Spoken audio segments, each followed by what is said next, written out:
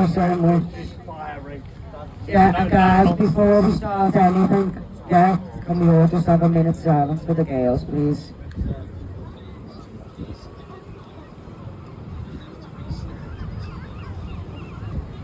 Right, so I'd just like to say, yeah, when the Taliban took over Afghanistan in August 2021, that preceding year, how many illegal boats full of fighting age men from enemy states do you think arrived on our shores? So how many boats, people, come on, in that preceding year, how many boats arrived on our shores? Give me a guess. 1,500.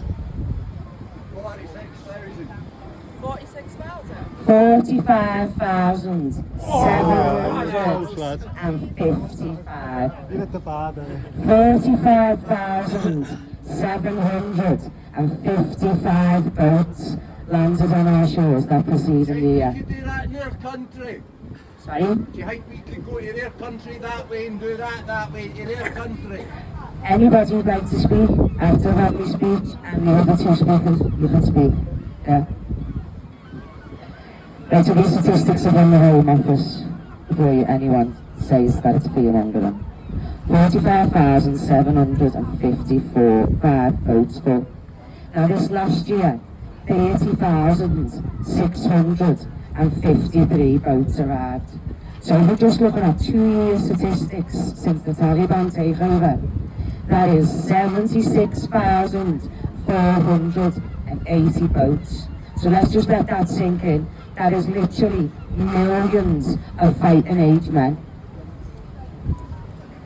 These men are from enemy states, countries where terrorist organisations govern, Sharia law rules, and women and children are being oppressed. Soldiers' children are murdered for not covering up or for walking the streets unaccompanied by a male. These men did not choose to stay in the country where their wives, sisters, daughters and mothers are being barbarically oppressed and risk death on a daily basis. These men did not choose to fight for their countries. These men, at the very least, have gone AWOL. If our men fled in wartime, they would be in prison for going AWOL and branded a traitor and a coward. Yet when potential Taliban and ISIS flood our shores, we treat them as victims and take the money out of our parents' pockets to house them in fancy hotels with a nice allowance. Our asylum policies are too dangerous. Policy formation has dangerously sold out the English people in this country. Policies that allow safety to millions of people worldwide cause danger here on our streets. Never would you see someone getting run over by a bus and push your own family under it to save them. And that's what this country has done with us all. We have all been thrown under the bus under the guise of asylum seeking the 1951 UN Refugee Convention. No longer can we give safety to others at the risk of our own. Even the people who came here illegally through our asylum policies have proven to be too great a risk to our society.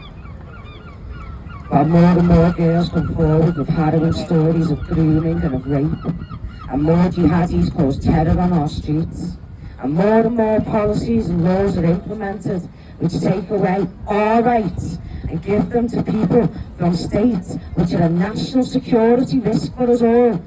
We risk losing Britain completely. In this tiny little island is the policies that are laying the foundations, that are allowing for the conditions for such atrocities to take place. So it's policy formation that we need. We need to stop the boats, close the borders, and end this ridiculous, dangerous flood of fighting age men on our streets.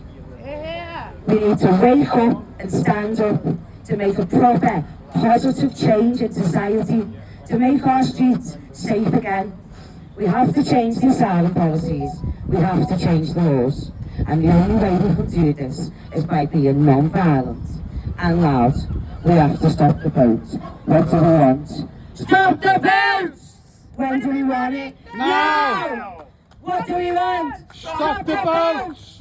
When do we want it? Now! What do we want? Stop the boats! When do we want it? Now! That's what Jesus would do.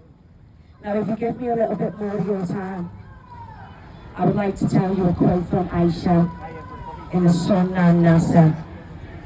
The messenger of Allah married me when I was 6 and consummated the marriage with me when I was 9, and I used to play with dolls. Disclosure by Aisha.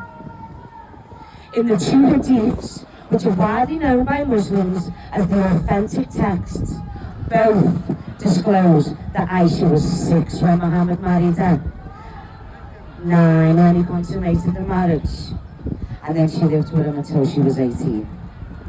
Men in Afghanistan don't even know what the word paedophile is.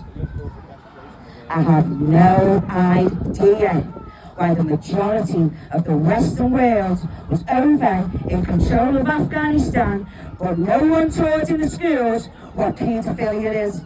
And most importantly, no one taught them that it was wrong. Even the deputy to the judge in the anti-terror court in Kabul up until the Taliban takeover, a supposed symbol of a Western civilized court, even he believes in Sharia law. We did not educate the people that Sharia law is barbaric. We did not ban the puppies that plague our streets.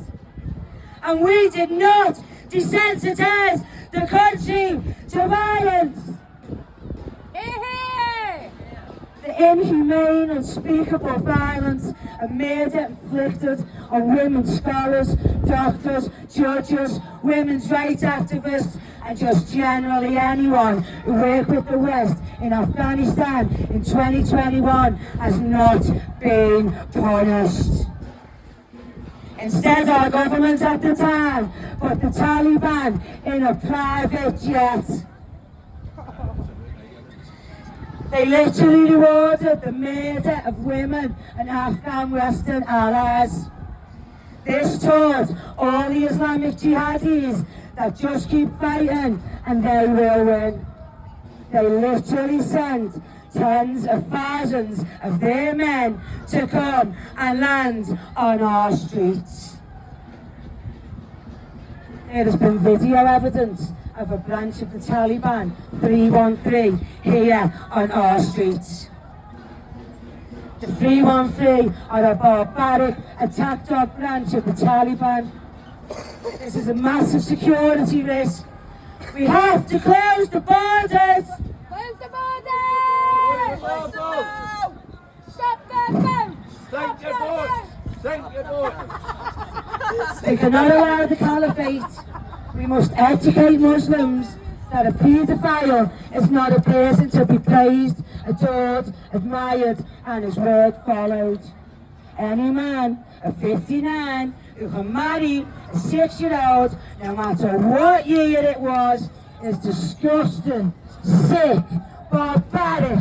There is literally no words for him. Paedophile! When we in the Catholic Church had a problem with paedophilia, we outed our pedos.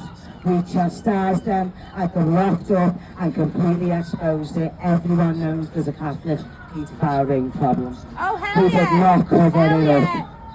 up. We've got a big problem because everyone's doing it! Where is the New Testament in the Quran to say that a man who marries a child is wrong and morally disgusting? Where is the New Testament to say that children should be treasured and not talked about like cattle and prized possessions for men's gratification? We need children's rights! And where is the teachings that Muhammad was a paedophile and Aisha must have been in so much pain? So much pain physically, so much pain mentally, so much pain that pain would last there a lifetime. Whether you believe in religion or not, you have to realise that a religion that preaches hate to others who do not believe the same as them, who preaches child marriage and who teaches oppression to women and the murder of anyone who goes against it is not a religion of peace and is a massive security risk to this Christian country. We've had our baby hospital bomb people. We've had children killed for wanting to listen to music. We've had people killed for just going to work on the tubes and the bus. We've had soldiers killed, politicians killed, women and children groomed and raped. Enough is enough. Shut the borders until we can ensure our streets are safe.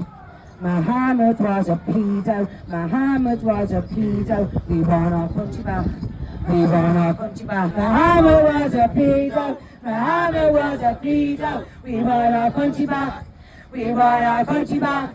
Muhammad was a pedo, Muhammad was a pedo, we want our country back, we want our country back. Yeah.